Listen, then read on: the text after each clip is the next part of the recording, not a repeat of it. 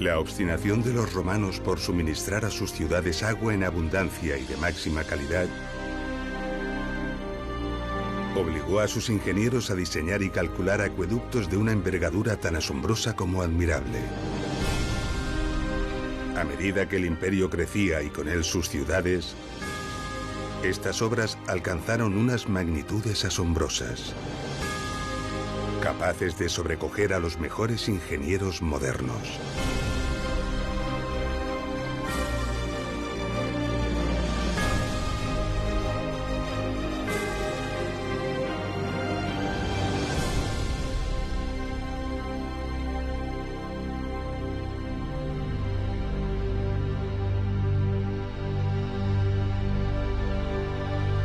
En la primera parte de Ingeniería Romana, Acueductos, pudimos comprender, gracias al gran acueducto de Nimes, cómo se proyectaba y se planificaba un acueducto romano. La solución para asegurar el suministro de agua a una gran ciudad como fue la antigua Nemausus. Y gracias a los acueductos de Tiermes, Cella y Chelva, pudimos ver cómo incluso ciudades muy modestas estaban dotadas de grandes acueductos, lo que nos confirma la idea de que toda ciudad romana debía disponer de un caudal continuo y abundante de agua de calidad. Los misterios que encierran los acueductos de muchas ciudades son hoy en día numerosos. Desentrañar algunos de ellos supone un verdadero desafío para arqueólogos e ingenieros modernos, algunos de tal alcance que no permiten ni siquiera poner de acuerdo a los actuales investigadores.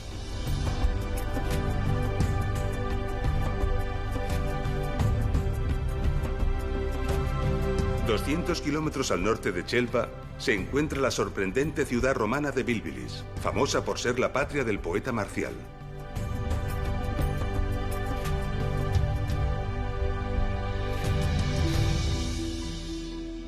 Bilbilis fue una ciudad de tamaño medio en la vía romana de Caesar Augusta a Complutum. Bilbilis tenía cierta singularidad. Situada en una empinada ladera, se apartaba del concepto habitual de una ciudad romana. ¿Quién sabe las razones que hicieron de esta ubicación la escogida para fundar Bilbilis?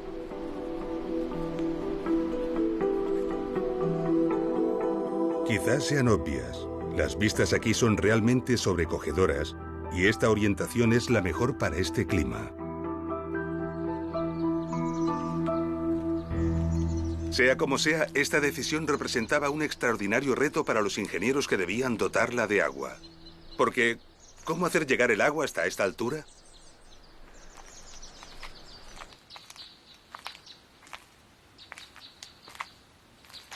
A Bilbilis se la conoce por sus numerosas cisternas. Cerca de una veintena de cisternas como esta se desperdigan por toda la ciudad, todas ellas a diferentes alturas. Hay varias teorías que explican la presencia de tantas cisternas. Algunos arqueólogos han apuntado la hipótesis de que estas cisternas se utilizaron para almacenar el agua de lluvia. Pero ¿cómo creer que los romanos bebían de la lluvia después de los esfuerzos que hemos visto para transportar las aguas en Nimes, Tiermes o Cella? Además, en este territorio llueve muy poco. Su pluviometría es prácticamente de desierto y las cisternas están en los puntos altos de las crestas. Las cisternas nunca se llenarían con la lluvia.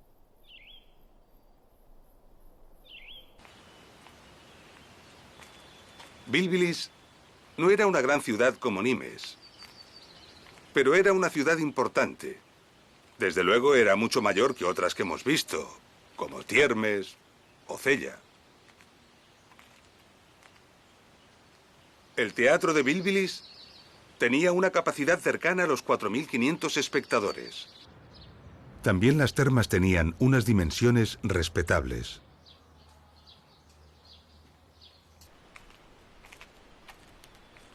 Pero si no fue para almacenar agua, ¿por qué tantas cisternas? Observemos una de ellas detenidamente. Aquí tenemos una cisterna construida con hormigón romano e impermeabilizada con el mortero empleado habitualmente. Podemos ver aquí el lugar por donde entraba el agua. Pero en estas cisternas no se ve salida allí abajo, en la base. Sin embargo, sí que puede verse aquí el orificio de salida, ligeramente por debajo del nivel de entrada. Esto significa que esta cisterna no puede vaciarse por gravedad y se dispone de muy poca cantidad de agua entre la diferencia de niveles. Cualquier depósito que pretenda almacenar tiene una salida en la parte inferior. Entonces, esto no es un depósito. Pero si no es un depósito, ¿cuál es la misión de tantas cisternas?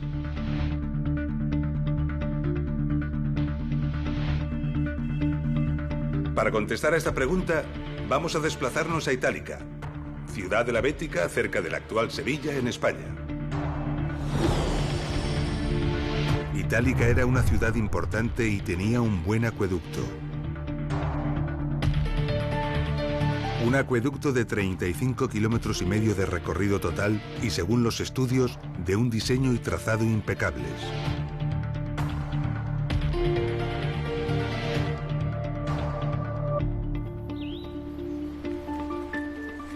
Cerca de la ciudad se encontró este impresionante grupo de cisternas.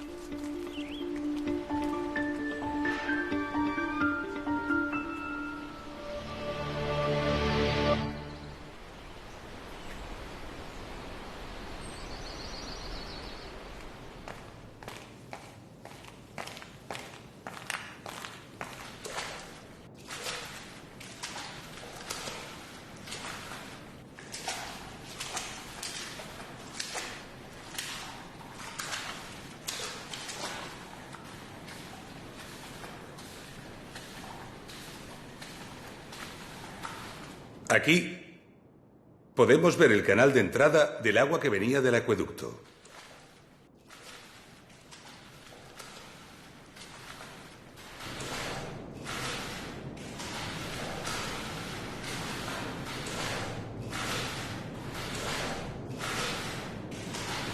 Y vemos que, al igual que ocurría en las cisternas de Bilbilis, la salida de agua para el abastecimiento está en la parte superior. Así que esto tampoco parece un depósito de almacenamiento. Pero si no es un depósito, ¿por qué un tamaño tan grande? ¿Cuál era su función?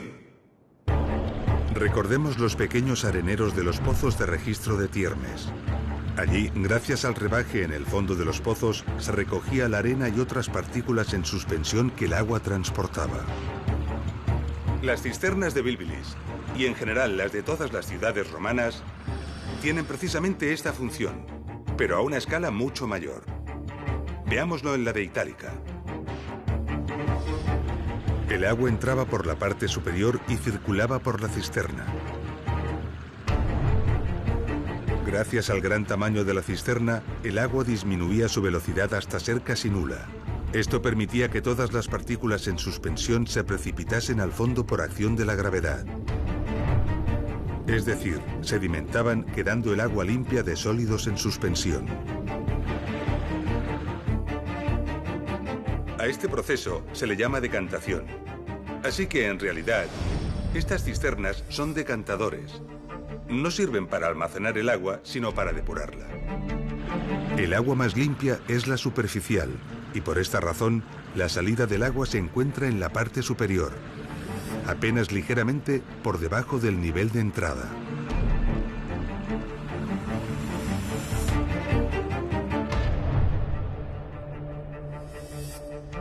Los decantadores se sitúan a veces al principio del acueducto, pero normalmente se emplazan al final, cerca de las ciudades. Su tamaño se determina en función de la calidad del agua que llega a través del acueducto, es decir, de la cantidad de arena y partículas en suspensión que el agua arrastra, y también proporcionalmente al caudal de agua que debe procesar. Pero en Bilbilis no hay un solo gran depósito de distribución, como suele ser lo habitual. Hay prácticamente 20. ¿Por qué?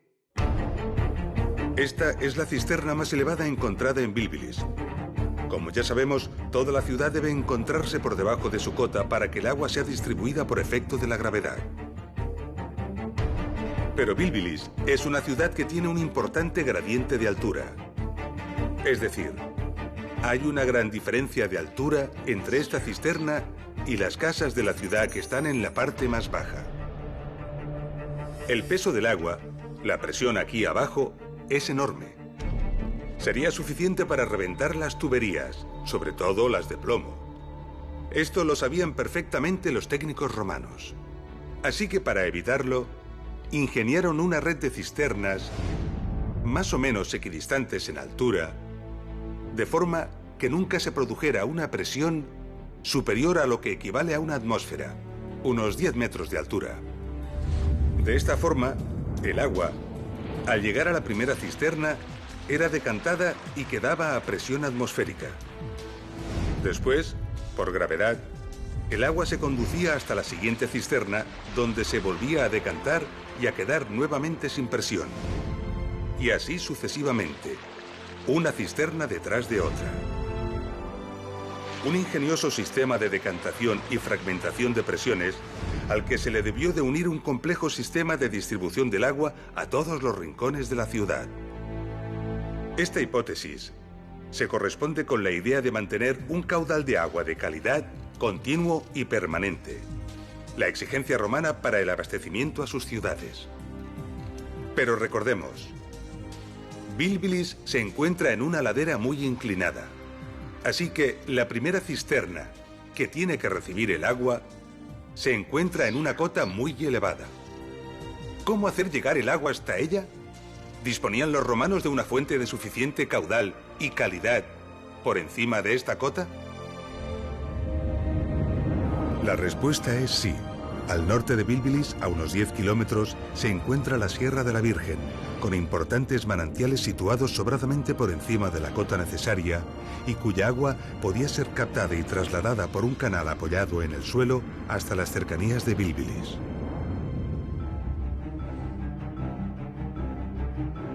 Sin embargo, una vaguada se interpone entre los dos puntos. Para mantener la poquísima pendiente que requiere un canal, sería necesario construir unas enormes arquerías. Unas arquerías de unos 100 metros de altura y más de 1000 metros de longitud. Unas arquerías de estas características son absolutamente inviables. ¿Cómo resolverlo? Los ingenieros romanos tenían poderosos conocimientos de hidráulica y, por supuesto, conocían perfectamente el principio de los vasos comunicantes. Este principio físico nos dice que recipientes comunicados por su parte inferior por un conducto cerrado mantendrán el líquido que contienen al mismo nivel independientemente de la forma de dichos recipientes. Con este principio, los ingenieros romanos planificaron en Bilbilis lo que conocemos como un sifón invertido.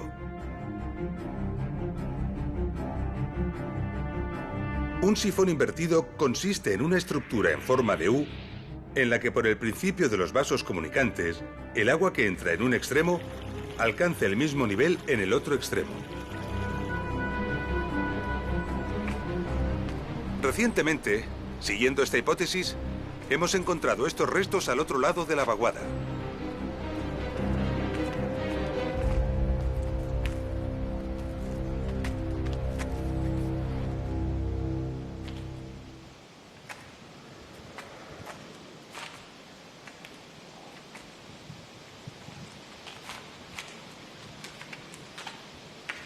Sorprendentemente, lejos de Bilbilis y en la cima de esta escarpada colina, hemos encontrado este depósito de hormigón romano.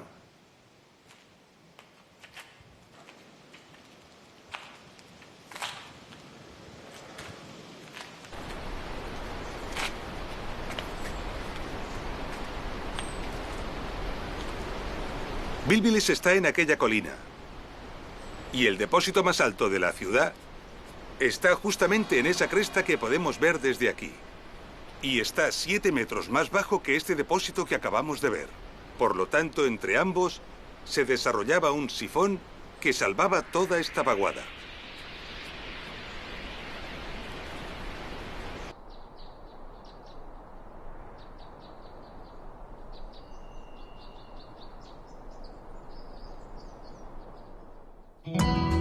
Los sifones son los grandes elementos desconocidos de los acueductos, a pesar de que su uso fue muy habitual y reiterado en ingeniería romana.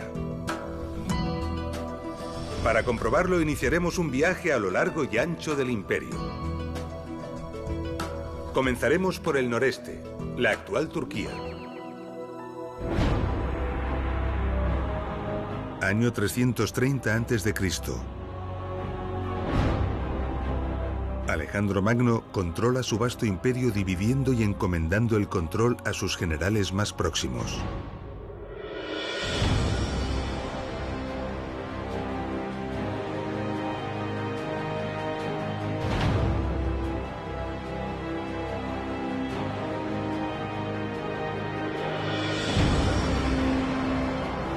El general Lisímaco recibe el control de Tracia. Lisímaco manda custodiar sus tesoros en la ciudadela de Pérgamo. Situada sobre un promontorio rocoso, esta ciudadela se convertirá en una importante ciudad, capital de un reino y un gran centro intelectual que rivalizará con Alejandría.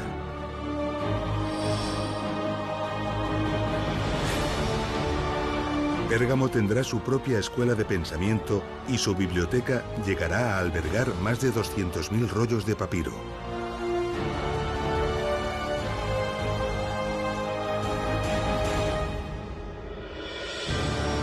Tras el reinado de varios reyes, Pérgamo pasa a dominio romano.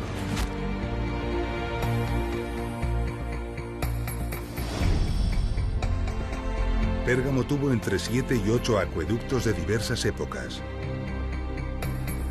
De ellos, el llamado acueducto de Madradag fue sin duda el más famoso. Este acueducto captaba el agua de varias fuentes de los flancos del Madradag, montañas situadas a más de 30 kilómetros de Pérgamo. La primera fuente se encontraba a 1.230 metros de altura. Una tubería trasladaba el agua a una segunda fuente situada en la cota 1158. El caudal de ambas fuentes se juntaba, aumentando considerablemente. Por ello, a partir de este punto, los constructores del acueducto decidieron emplear dos tuberías paralelas. Estas transcurrían durante 12 kilómetros hasta una tercera fuente en la cota 650. El nuevo incremento de caudal obligó a añadir una tercera tubería. Las tres transcurrían juntas en paralelo durante 25 kilómetros hasta llegar a un depósito decantador instalado en la cota 368 en el monte Agios Georgios. En total, un recorrido de 40 kilómetros de tubería enterrada salvando una diferencia de altura de 862 metros.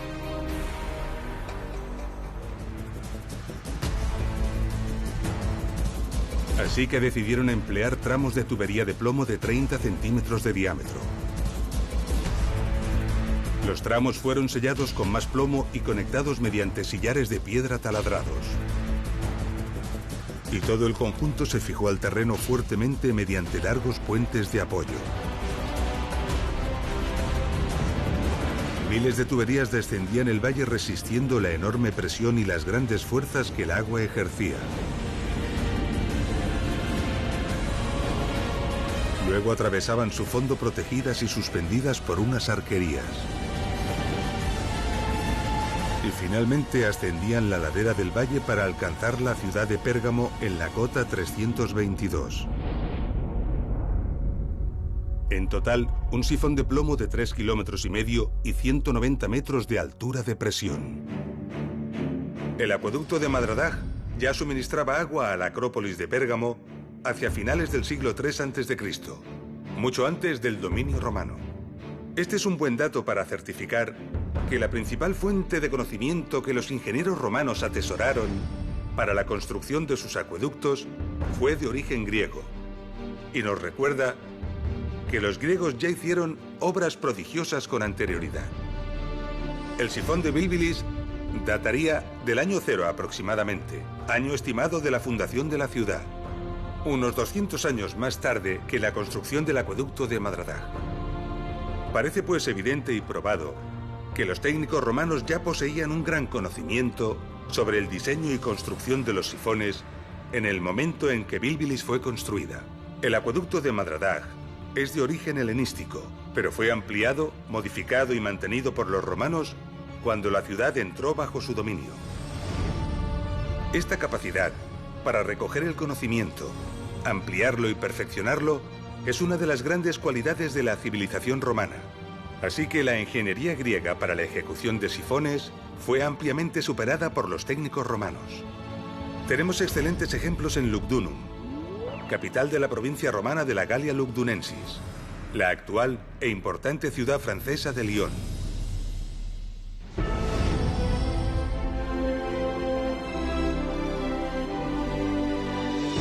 Lugdunum fue durante 3 siglos la ciudad más importante del Imperio Noroccidental. El enorme caudal de agua que demandaba Lugdunum obligó a la construcción de 4 grandes acueductos. Todos ellos estaban dotados de imponentes sifones.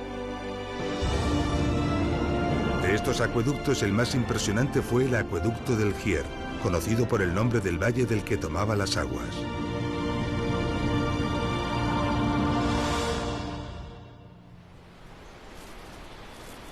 El acueducto del Gier tenía una longitud total de 87 kilómetros de canal. Un canal que unía las fuentes escogidas con los depósitos decantadores que se conservan en lo alto de la colina de Lyon. 87 kilómetros de canal para salvar una distancia de 42 kilómetros en línea recta. Fue necesario construir 11 túneles y unos 40 grupos de arquerías. Uno de ellos es este: las arquerías de llegada al sifón de Bonan, el mayor de los 4 sifones que el acueducto del Gier tenía. Este grupo de arquerías tiene 250 arcos que se extienden a lo largo de 1.650 metros. Y aunque parezca sorprendente, no es el más largo. Más adelante, cerca de la ciudad, había otro de 300 arcos y 1.900 metros de longitud. Estas arquerías no fueron construidas para cruzar obstáculos ni valles. Su sentido es otro distinto.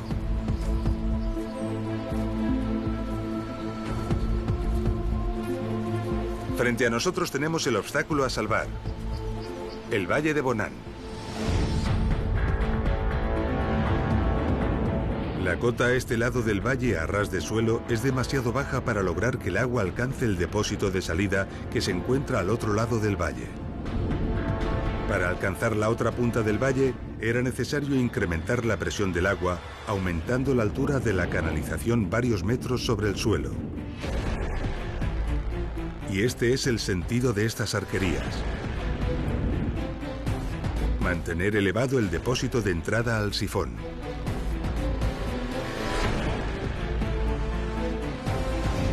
Allá arriba estaba el depósito de entrada del sifón, y de él salían 11 tuberías de plomo.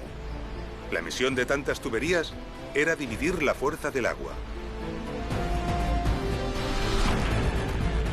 Las tuberías se apoyaban sobre estas rampas y se cubrían con un buen espesor de hormigón.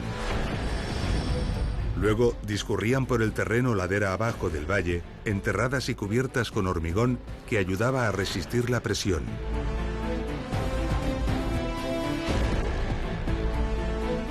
Tras 1.200 metros, las tuberías lograban descender de la cota 313 a la 191, donde se encontraban con el Venter.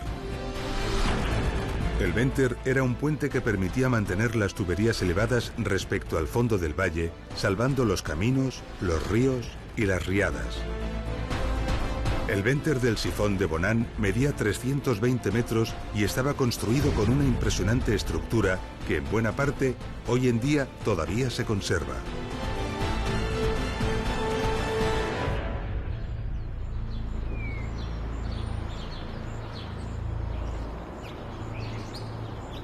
Estas arquerías tienen un revestimiento de los paramentos muy peculiar, de gran belleza, llamado opus reticulatum. En él se alternan los colores de las pequeñas piedras, en forma de rombo, talladas una a una.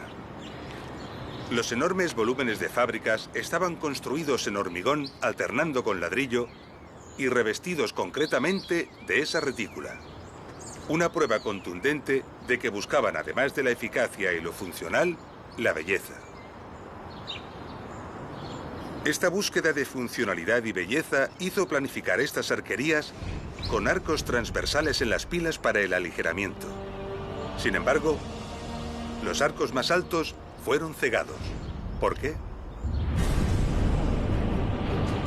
Cuando el sifón se ponía en carga, el golpe del agua sobre las tuberías del Venter era enorme, transmitiendo violentos esfuerzos a los arcos.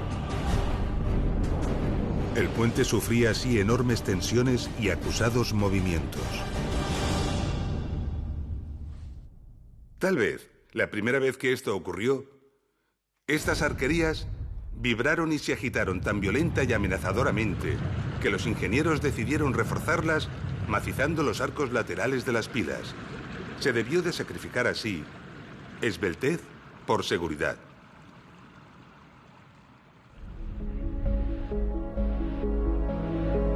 Al final del Venter, el agua era empujada por la enorme presión ladera arriba.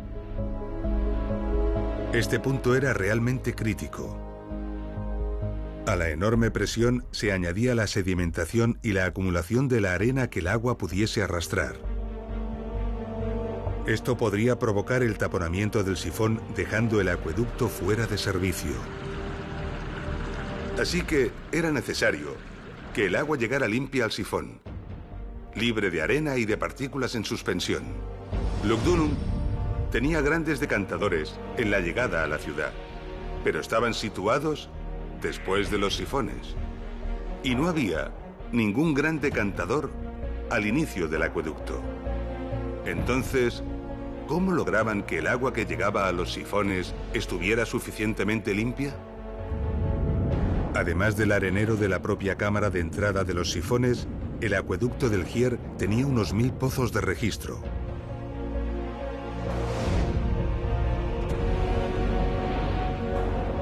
Alternativamente, estos pozos de registro disponían de un pequeño arenero en su fondo. En total, 500 areneros. La labor de estos 500 areneros a lo largo del recorrido resolvía el problema de limpiar el agua suficientemente para evitar problemas en los sifones.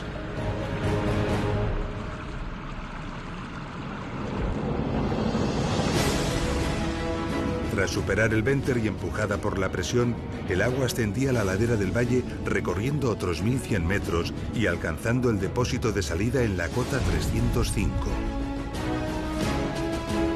8 metros por debajo de la cota del depósito de entrada del sifón. A partir de ese punto, el agua era conducida por el canal, ya sin presión, hacia los decantadores situados en la colina de la ciudad. El impresionante sifón de Bonan salvaba un valle de 2660 metros de anchura y tenía una altura de más de 120 metros.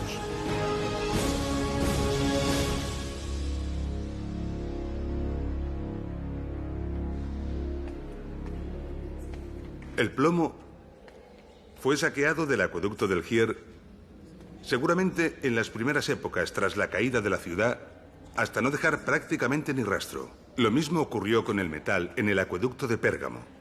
Los metales eran muy preciados y codiciados en todas las épocas, y el saqueo fue generalizado.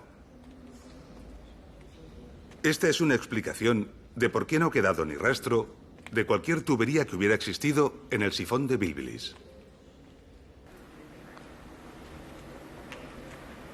Según algunos cálculos realizados, la cantidad de plomo necesaria para la construcción de los sifones del acueducto del Gier ascendía a la increíble cantidad de 10.000 toneladas.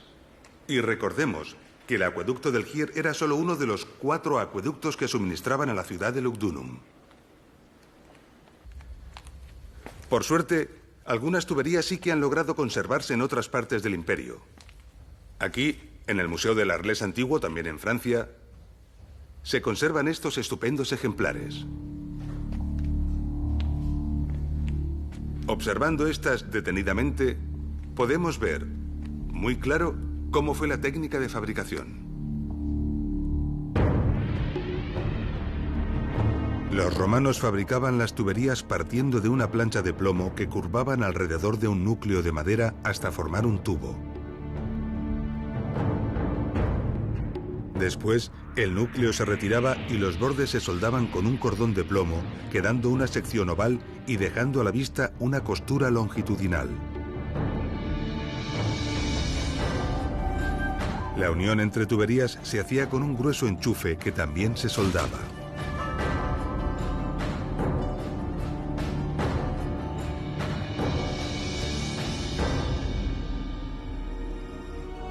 Nos trasladaremos hasta la antigua Tarraco, capital de la provincia romana de la Hispania Citerior, para hacer una interesante reflexión sobre esta cuestión.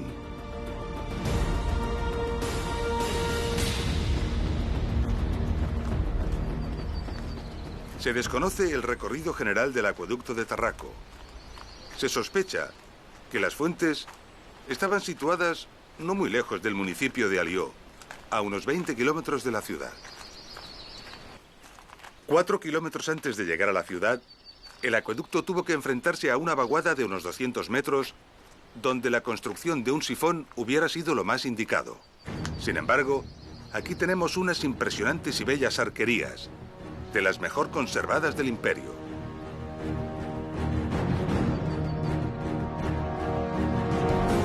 Con 217 metros de largo y una altura que llega a los 27 metros, es una obra costosa y compleja que podría haber sido evitada construyendo con menos esfuerzo un modesto sifón.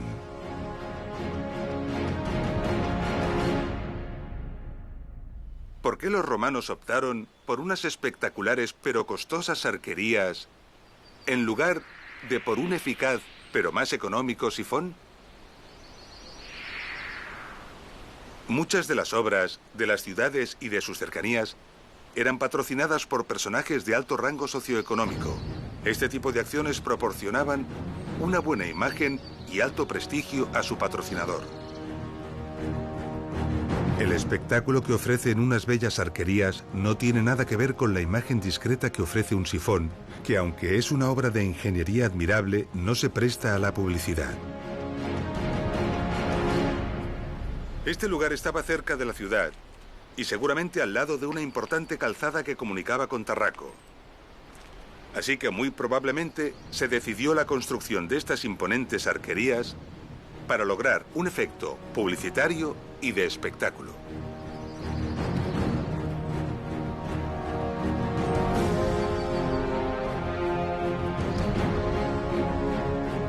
Otro ejemplo significativo de esto son las sobrecogedoras arquerías del acueducto de Segovia, bella ciudad del centro de España.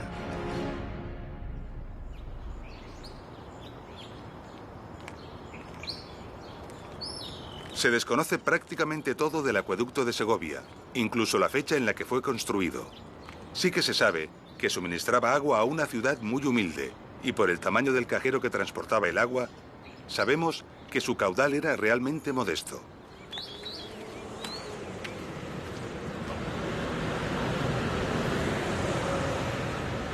Si recordamos el cajero del acueducto de Nimes y lo comparamos con el cajero de este acueducto, nos daremos cuenta enseguida de la diferencia de caudales que ambos acueductos conducían.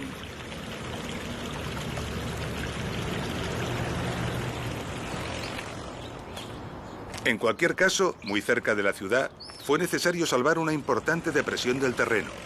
Para trasladar un caudal de agua tan pequeño, la construcción de una tubería a presión, es decir, un sifón, hubiera sido lo más eficaz y sencillo. Sin embargo, se decidió la construcción de esta maravilla.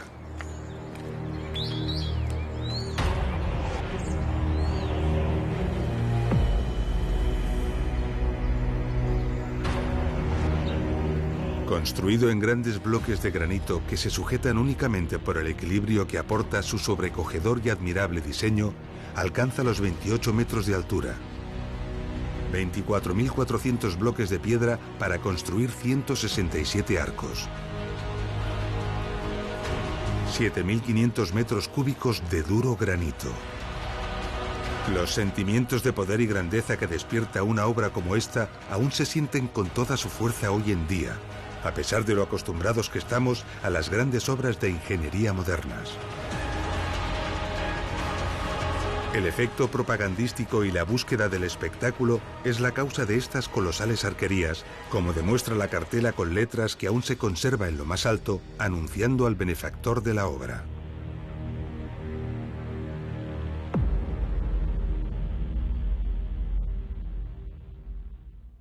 El aprovechamiento de la fuerza de la gravedad para conducir el agua es la clave de todo acueducto romano. El agua discurre por los canales y atraviesa los sifones empujada por su propio peso. Por eso, las ciudades deben construirse por debajo de la cota de llegada del acueducto. Esto también ocurre en la ciudad romana de Uxama, ciudad de la Celtiberia hispana. Pero en Uxama encontramos algo particular y excepcional que merece una visita.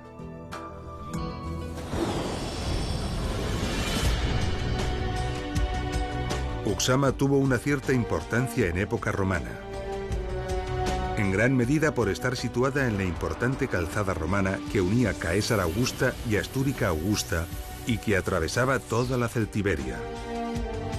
Se la dotó de agua de excelente calidad desde las fuentes que constituyen el nacimiento del río Ucero. Se construyó una canalización de 46 kilómetros que llegaba a la ciudad a una cota tan solo 12,20 metros más baja que la cota de las fuentes.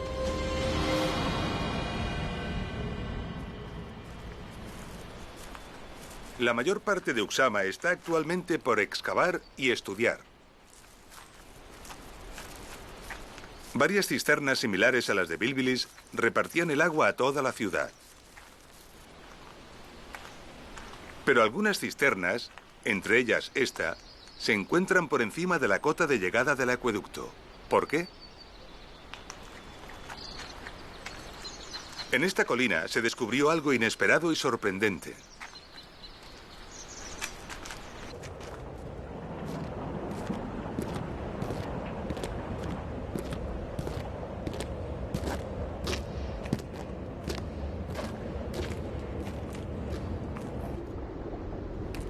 En la cumbre de esta colina se encontró esta gran cisterna subterránea que en realidad es un decantador.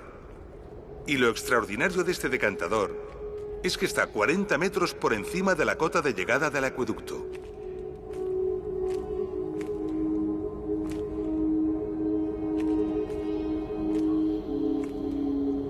Por alguna razón nada habitual, parte de la ciudad precisó estar a una elevación mayor que el acueducto y no podía ser suministrada por este.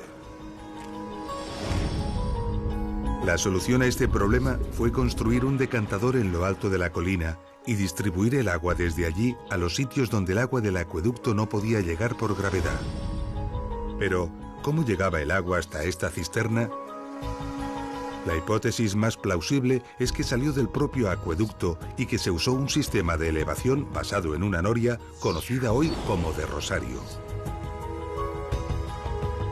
Una noria de rosario consiste en una gran rueda que arrastra una cadena dotada de pequeñas bolas o elementos similares que impulsan el agua dentro de una tubería. De esta manera se podría haber elevado parte del caudal del acueducto al decantador de la colina. La rueda bien podría haber sido traccionada por fuerza animal, por la del viento o quizás por combinación de ambas según las circunstancias.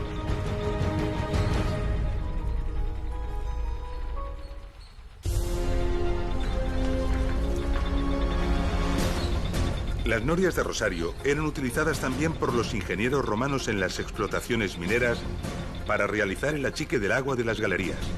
Muchas de las explotaciones mineras requirieron la construcción de importantes acueductos, no solo para evacuar el agua desde las minas hacia el exterior, sino para llevar el agua desde el exterior hacia ellas.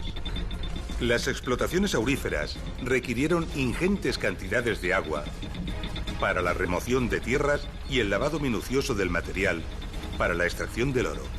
Esto puede sorprender porque la imagen habitual que tenemos de los acueductos es la del abastecimiento de agua a las ciudades. Pero los acueductos tenían otras muchas aplicaciones. La minería y la agricultura eran algunas de ellas. En el acueducto de Arles, importante ciudad de la Galia narbonense, encontramos un bonito y original ejemplo. Arles era alimentada principalmente por dos acueductos procedentes de la próxima cordillera de los Alpilles. Ambos, de longitudes modestas, entre los 20 y 30 kilómetros, convergían aquí, a unos 10 kilómetros de Arles.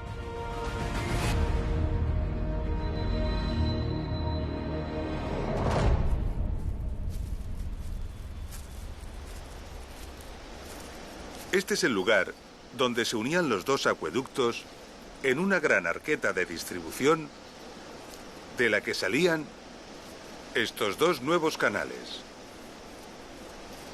El objetivo de esta arqueta era el control independiente de los caudales de ambas canalizaciones.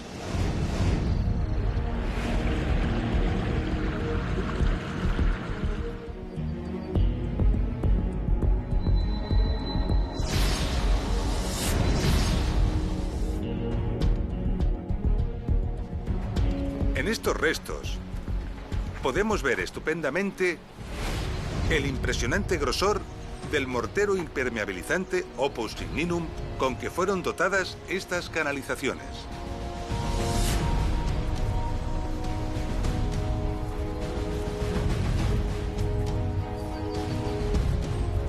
En esta pieza caída se puede ver perfectamente el mortero de Opus Signinum en el fondo y el bocel bien pulido.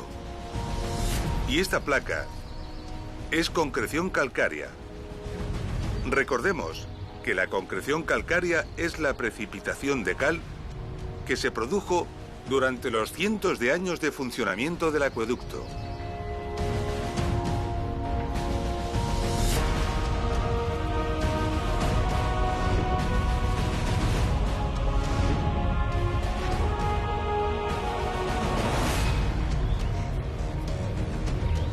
En este punto, podemos ver cómo una de las canalizaciones giraba hacia el oeste para suministrar de agua a la ciudad de Arles y la otra continuaba recta hacia una empinada ladera.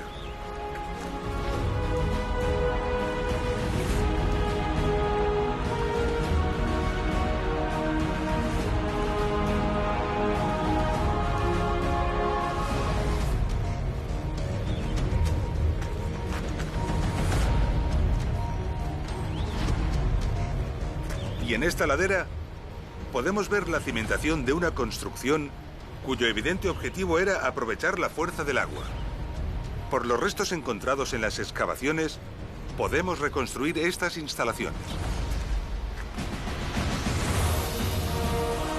Un impresionante complejo de molienda harinera compuesto de 16 ruedas de casi 3 metros de diámetro. Las ruedas eran movidas por la fuerza del agua al bajar por la pendiente.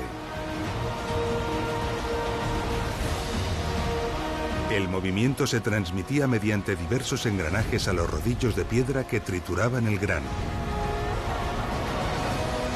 Se ha calculado que este molino podía moler 3 toneladas de cereal por hora, suficiente para abastecer la demanda de 80.000 personas.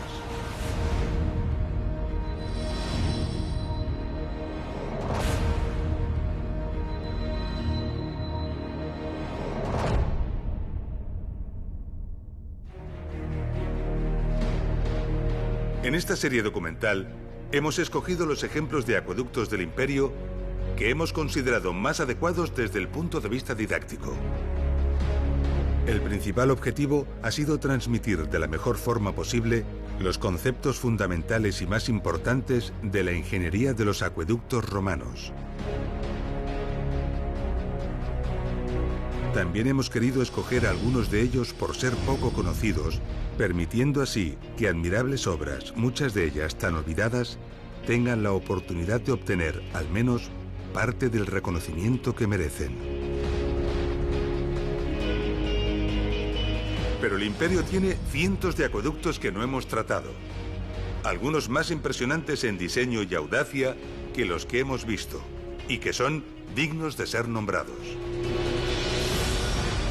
Como el acueducto de Cherchell en Argelia, o el d'Aix-en-Provence y el de Metz en Francia, que rondan los 50 kilómetros,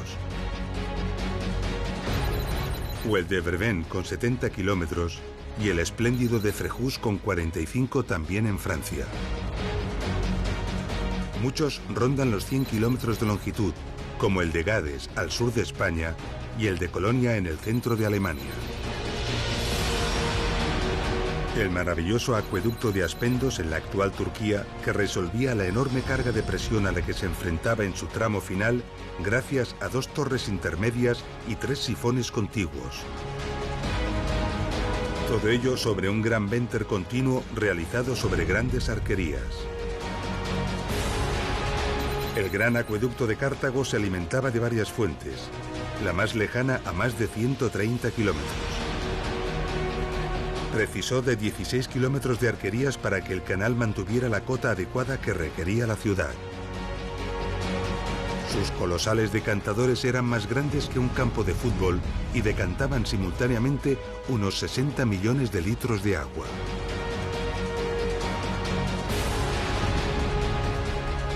El colosal acueducto de Valente suministró agua a la antigua Constantinopla. Con más de 400 kilómetros de canal, fue una de las mayores obras hidráulicas del mundo antiguo. En la colosal explotación minera aurífera de las Médulas, en España, se construyeron diversos acueductos cuyos canales superaban en conjunto la increíble cifra de 600 kilómetros de longitud.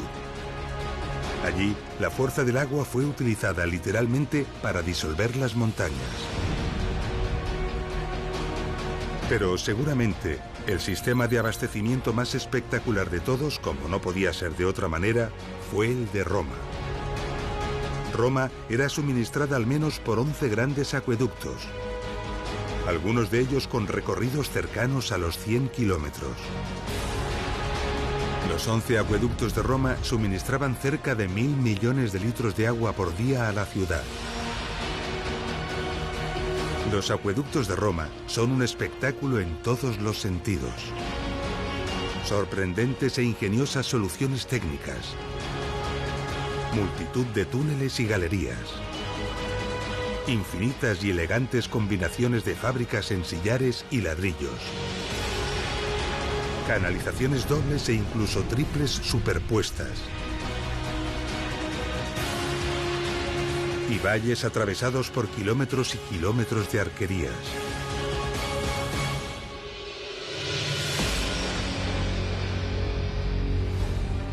Hemos llegado al final de nuestro episodio. En él hemos conocido nuevos y apasionantes ejemplos de suministro de agua. Hemos comprendido los sistemas de decantación del agua y la técnica del uso de los sifones como alternativa a las arquerías. Y como única e ingeniosa solución para salvar grandes valles y vaguadas.